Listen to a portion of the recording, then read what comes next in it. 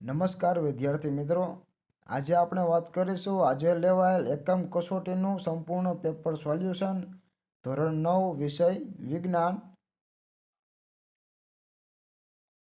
તેમાં પ્રશ્ન 1, નીચેના પ્રશ્નોના ઉત્તર આપો. તેમાં પહેલું, NaNO3ના આણ્વીય દળની ગણતરી કરો. તો NaNO3માં આણ્વીય દળ આવશે 85.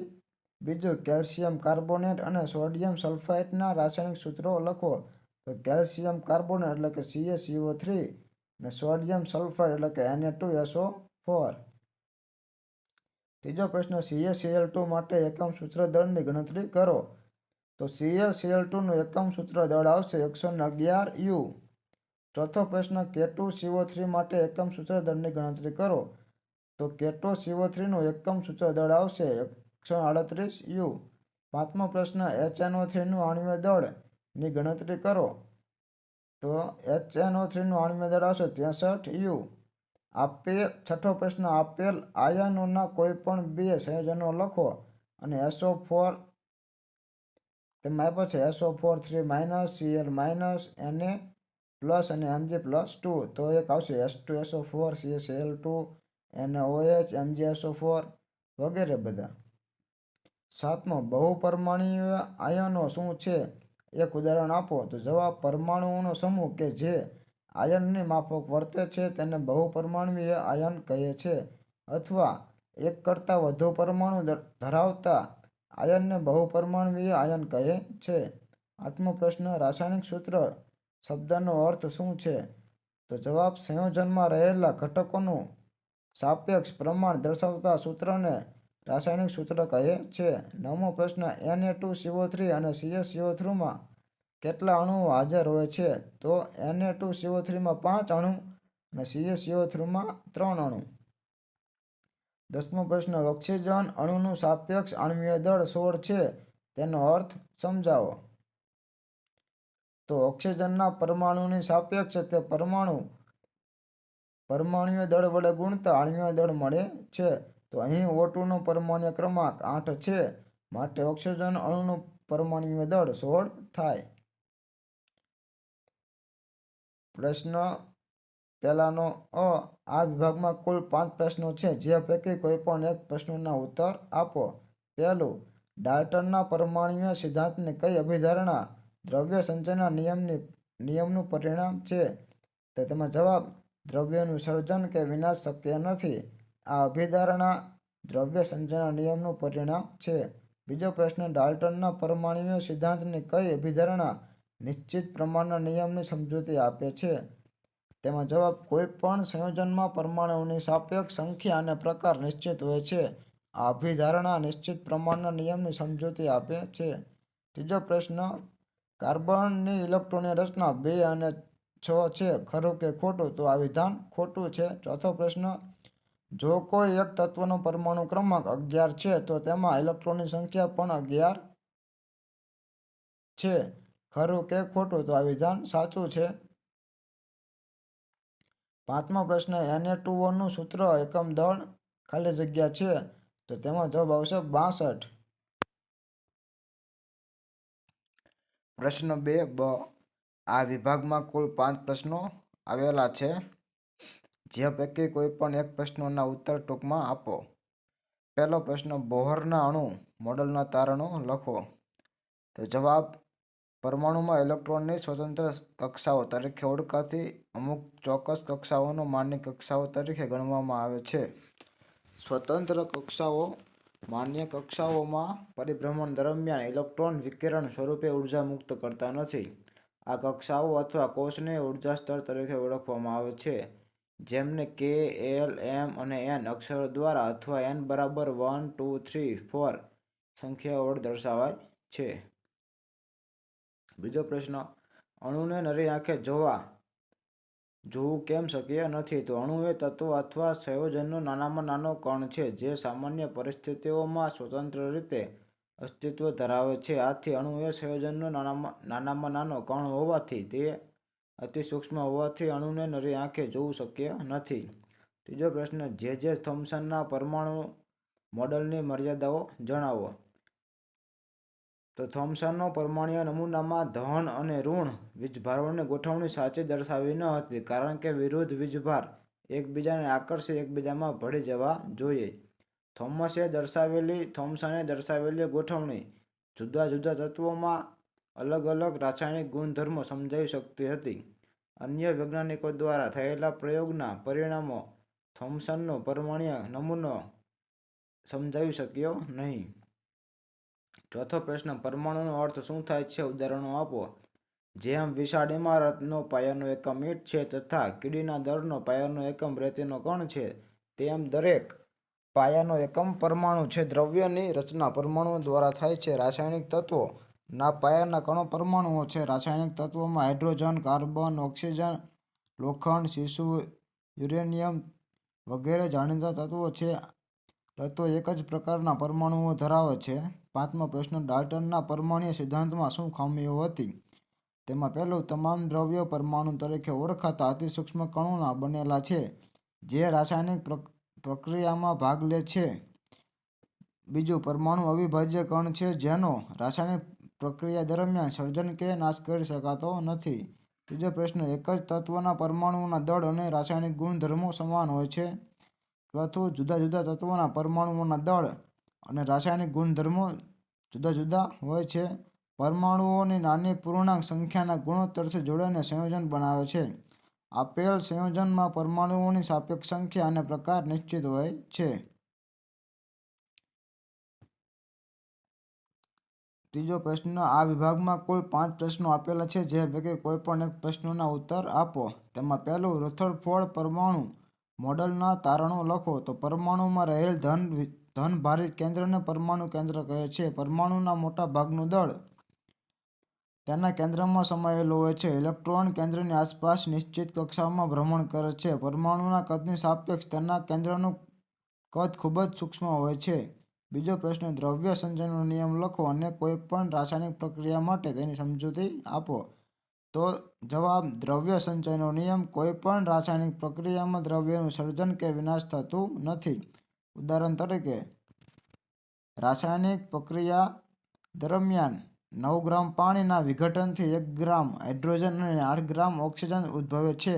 તો n બરાબર m/M, m એટલે કે 26, n બરાબર 26/4 એટલે કે 6.5 જેમ 26 ગ્રામ હાઇડ્રોજનનો મોલ 100.5 થાય. ત્રીજો પ્રશ્ન, H2Oમાં હાઇડ્રોજન અને ઓક્સિજનનો દળ ગુણોત્તર હંમેશા 1:8 છે, સમજાવો.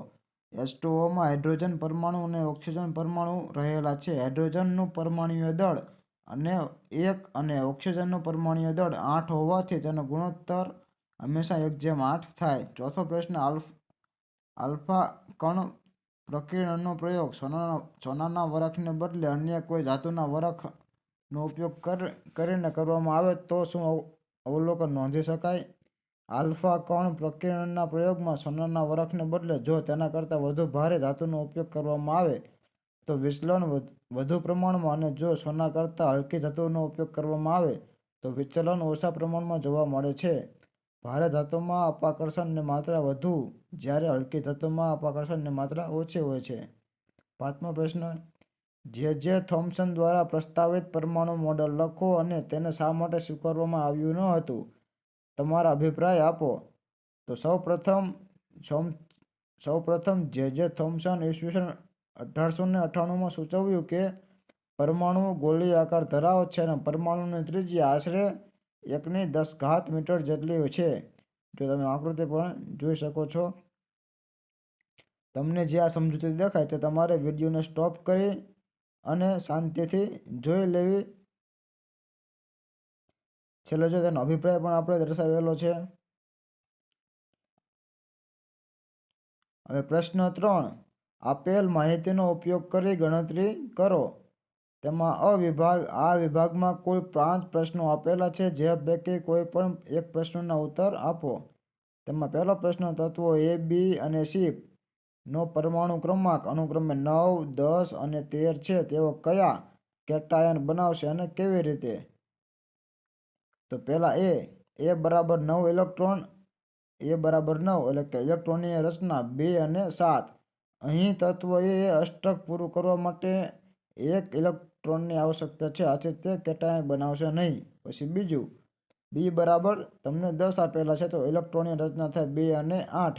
તો અહીં તત્વ 2ને અષ્ટક પૂરું કરવા માટે એક પણ ઇલેક્ટ્રોનની આવશ્યકતા નથી, અથવા એક પણ ઇલેક્ટ્રોન ગુમાવશે નહીં, આથી તે કેટાયન બનાવશે નહીં.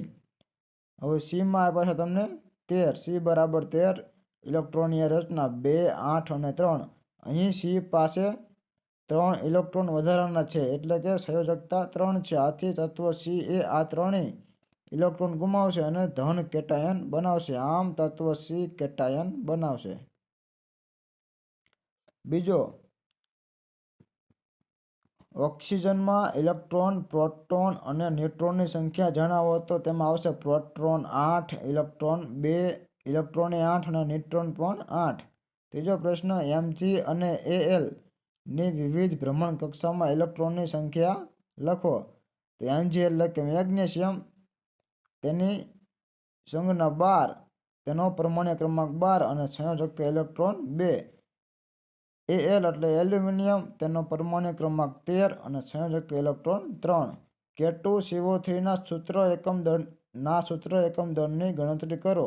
તમને જો કે બરાબર 39 એંગસ્ટ્રોમ, સી બરાબર 12 એંગસ્ટ્રોમ અને ઓ બરાબર 16 એંગસ્ટ્રોમનું એક પરમાણ્વીય દળ આપેલ છે. તો K2CO3 નું એકમ દળ બરાબર 2K + 1C + 3O. હવે તમે કે ની કિંમત મૂકો, પછી સી ની કિંમત મૂકો અને ઓ ની કિંમત મૂકો, એટલે જવાબ આવશે 138 એંગસ્ટ્રોમ. NH4 SO4 માં કયા કયા પરમાણુઓ છે, કેટલા? તો પરમાણુઓ છે NH, S અને O. પરમાણુની સંજ્ઞા N બરાબર 2, H બરાબર 8, S બરાબર 1 અને O બરાબર 4. બ વિભાગ, તેમાં પહેલો પ્રશ્ન, એક પ્રક્રિયામાં 5.3 ગ્રામ સોડિયમ કાર્બોનેટ 6 ગ્રામ ઇથેનોઇક એસિડ એટલે કે એસિટિક એસિડ સાથે પ્રક્રિયા પામે છે, તથા 2.2 ગ્રામ કાર્બન ડાયોક્સાઇડ, 0.9 ગ્રામ પાણી અને 8.2 ગ્રામ સોડિયમ ઇથેનોએટ નિપજ મળે છે. દર્શાવો કે આ અવલોકન દ્રવ્ય સંચયના નિયમનું સમર્થન કરે છે. તો પ્રક્રિયા છે સોડિયમ કાર્બોનેટ વત્તા એસિટિક એસિડ. પ્રક્રિયા થાય છે સોડિયમ એસિટેટ અને કાર્બન ડાયોક્સાઇડ અને પાણી બને છે. તમને જો પ્રક્રિયા પણ આપણે દર્શાવેલી છે, તેના આપણે રાસાયણિક નામ પણ દર્શાવેલા છે. તો હવે પ્રક્રિયકોનું દળ 5.3 ગ્રામ પ્લસ 6 ગ્રામ એટલે કે 11.3 ગ્રામ. નિપજોનું દળ 8.2 ગ્રામ, 0.9 અને 2.2 એટલે કે 11.3 ગ્રામ. આમ બંને દળ સરખા થયા, તો તે દ્રવ્ય સંચયના નિયમનું સમર્થન આપે છે. બીજો પ્રશ્ન, ઓક્સિજન અને બોરોન ધરાવતા એક સંયોજનમાં 0.24 ગ્રામ નમૂનામાં 0.096 ગ્રામ બોરોન અને 0.114 ગ્રામ ઓક્સિજન હાજર છે, તો વજનથી સંયોજનના ટકાવારીના પ્રમાણની ગણતરી કરો. તો જો આપણે ગણતરી કરેલી છે, તો તમારે વિડીયોને સ્ટોપ કરી અને જોઈ લેવી. ત્રીજો પ્રશ્ન, 8 ગ્રામ ઓક્સિજનમાં જ્યારે 3 ગ્રામ કાર્બનનું દહન કરવામાં આવે છે, ત્યારે 11 ગ્રામ કાર્બન ડાયોક્સાઇડ બને છે. જ્યારે 3 ગ્રામ કાર્બનને 50 ગ્રામ ઓક્સિજનમાં દહન કરવામાં આવે ત્યારે કેટલા ગ્રામ કાર્બન ડાયોક્સાઇડ બનશે? રાસાયણિક સંયોગીકરણનો કયો નિયમ તમારા જવાબ માટે દિશા સૂચવે છે? તો જો તમને અહીં પહેલા એક પ્રક્રિયા આપી છે, પછી જો તમારે વિડીયોનો સ્ટોપ કરી અને જવાબ તમારે જાતે તમારી નોટબુકમાં નોટ કરી લેવો. ચોથો પ્રશ્ન, મોલર દરની ગણતરી કરો. તેમાં CO2, HCl અને C2H6. તો જો તમને CO2 નું દળ મળશે 44 U, HCl નું મળશે 36.5 U અને H2H6 નું મળશે 30.30 U. પાંચમો પ્રશ્ન, NH3 અને CO2 માં અનુક્રમે N/H અને C/O વચ્ચેના પરમાણ્વીય દળનો ગુણોત્તરની ગણતરી કરો. તો N/H તમને મળશે 14/1 અને C/O એટલે કે 12/16. 12 અને 16ના ભાગ પાડો એટલે કે 12ના ભાગ 2 × 2 × 3 અને 16ના ભાગ 2 × 2 અને 4. તો 2 ઉપર નીચે કેન્સલ, તો વચ્ચે N/H બરાબર 14 અને CgMO બરાબર 3/4. પ્રશ્ન 4. નીચેનામાંથી કોઈ પણ બે પ્રશ્નોના ઉત્તર આપો. તેમાં પહેલો પ્રશ્ન, ડાલ્ટનના પરમાણ્વીય સિદ્ધાંતનું કયું અનુમાન ઉર્જા સંરક્ષણના નિયમને સૂચવે છે? આમાં તમારે સાચો વિકલ્પ પસંદ કરીને લખવાનો છે. તો જવાબ આવશે બી. દરેક પદાર્થ પરમાણુથી ઓળખાતા નાના કણોનો બનેલો છે. બીજો વિકલ્પ, તત્વના પરમાણુમાં રહેલા પરમાણુઓની સંખ્યાને શું કહેવાય છે? તો જવાબ આવશે બી. પરમાણ્વીયતા. ત્રીજો પ્રશ્ન, સમાન તત્વના પરમાણુઓ ભેગા થઈને શાની રચના કરે છે? તો જવાબ આવશે અણુ. ડી. આપેલ વિધાન સાચું બને તે રીતે ખાલી જગ્યા પૂરો. તો ચોથો પ્રશ્ન, રાસાયણિક પ્રક્રિયા દરમિયાન પ્રક્રિયકો અને નિપજોના ખાલી જગ્યાનો સરવાળો યથાવત રહે છે. તો જવાબ આવશે દળ. પાંચમો પ્રશ્ન, શુદ્ધ રાસાયણિક સંયોજનમાં ખાલી જગ્યા તત્વો હંમેશા દળના ખાલી જગ્યા પ્રમાણમાં હાજર હોય છે. તો આવશે જવાબ સરખા. છઠ્ઠો પ્રશ્ન, ખાલી જગ્યા અવિભાજ્ય કણો છે જે રાસાયણિક પ્રક્રિયામાં બનાવી શકાતા નથી અને નાશ પણ કરી શકાતા નથી. તો જવાબ આવશે પરમાણુ. આપેલા વિધાનો ખરા છે કે ખોટા તે જણાવો. CaOH2 એક કેલ્શિયમ સલ્ફેટનું રાસાયણિક સૂત્ર છે. તો આ વિધાન ખોટું છે. આઠમું, પરમાણુઓ નાની પૂર્ણ સંખ્યાઓના ગુણોત્તરમાં ભેગા થઈને સંયોજનો બનાવે છે. તો આ વિધાન ખરું છે. હવે એક વાક્યમાં ઉત્તર આપો. નવમો પ્રશ્ન, વ્યાખ્યા આપો. ઉર્જા સંરક્ષણનો નિયમ. તો જવાબ, ઉર્જા સંરક્ષણનો નિયમ, જ્યારે ઉર્જા એક સ્વરૂપમાંથી બીજા સ્વરૂપમાં બદલાતી હોય છે ત્યારે ઉર્જાનો કુલ જથ્થો અચળ રહે છે. એટલે કે ઉર્જા પેદા નથી કરી શકાતી કે તેનો નાશ પણ કરી શકાતો નથી. ઉર્જા સંરક્ષણના નિયમ મુજબ ઉર્જાના માત્ર સ્વરૂપો જ બદલાવી શકાય છે. 10મો પ્રશ્ન, આણ્વીય દળ એટલે શું? તત્વ કે સંયોજનના અણુમાં રહેલા બધા જ પરમાણુઓના પરમાણ્વીય દળના સરવાળાને આણ્વીય દળ કહે છે. હવે તેમાં પ્રશ્ન બ, નીચેના પ્રશ્નોના ઉત્તર આપો. તેમાં પહેલો પ્રશ્ન, ઇલેક્ટ્રોન, પ્રોટોન અને ન્યુટ્રોનના ગુણધર્મોની તુલના કરો. જો તમને કોષ્ટક સરસ મજાનું દેખાય છે તે તમારે વિડીયો સ્ટોપ કરી અને ત્રણેયના ગુણધર્મોની તમારે તુલના જાતે તમારી નોટબુકમાં લખી લેવી. બીજો પ્રશ્ન, પરમાણુ અને અણુઓ પ્રકરણમાં આપેલા અણુના કોઈ પણ બે સૂચિત મોડેલોની તુલના કરો. તો જો તેમાં આપણને પ્રકરણમાં 3 મોડેલ આપ્યા છે, એક થોમ્સનનો, એક રુથરફોર્ડનો અને ત્રીજો બોહરનો. તો આપણે ત્રણેયની તુલના મસ્ત રીતે તમને જો કોષ્ટક બનાવીને દર્શાવેલી છે તે તમારે નોટ કરી લેવી. ત્રીજો પ્રશ્ન, 20 અને O2, 2O અને O2 અને 2H અને H2 વચ્ચેનો શું તફાવત છે? તો 2O અને O2, અહીં ઓક્સિજનના બે પરમાણુ દર્શાવેલ છે તથા ઓક્સિજનના બે પરમાણુઓ ભેગા થઈને ઓક્સિજનનો અણુ બને છે. 2H અને A2, અહીં હાઇડ્રોજનના બે પરમાણુ દર્શાવેલ છે તથા હાઇડ્રોજનના બે પરમાણુઓ ભેગા થઈને હાઇડ્રોજનનો અણુ બને છે. ચોથો પ્રશ્ન, પરમાણુની રચના દોરીને નાઇટ્રોજન અને ઓક્સિજન અણુ વચ્ચેનો તફાવત આપો. તો જો નાઇટ્રોજન, તેમાં ઇલેક્ટ્રોન કેટલા આવે? તો કે 6 અને ઓક્સિજન તેમાં આવે 2, 2 4, 2 6 અને 2 8.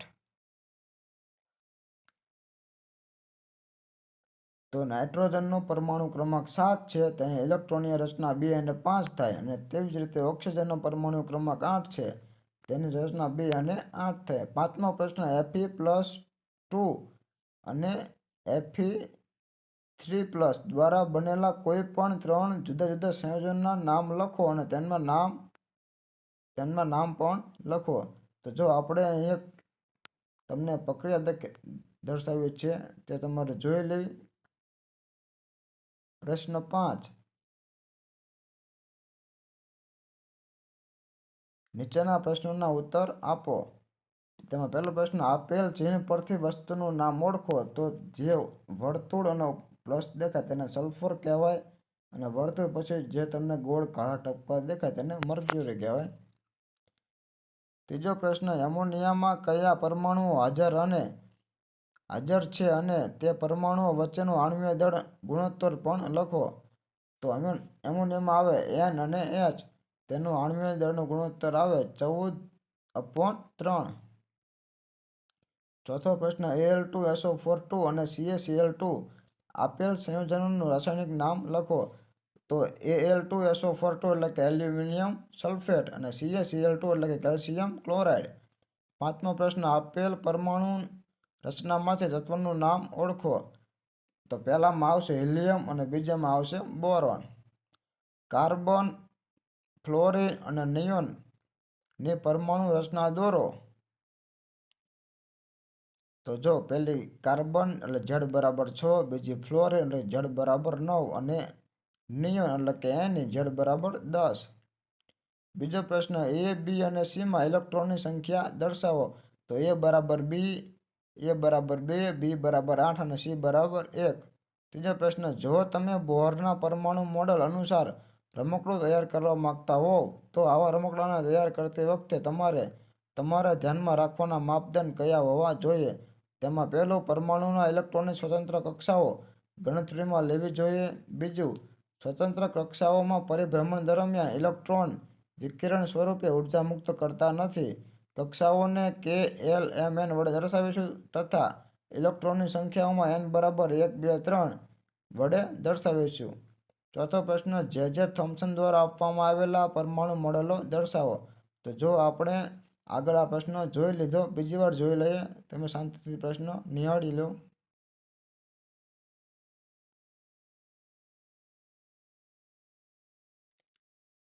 હવે પાંચમો પ્રશ્ન CaCl2 સંયોજનનું નામ લખો અને તેનું આણ્વીય દળ પણ શોધો. તો CaCl2 એટલે કે કેલ્શિયમ ક્લોરાઇડ અને CaCl2 નું આણ્વીય દળ 111U.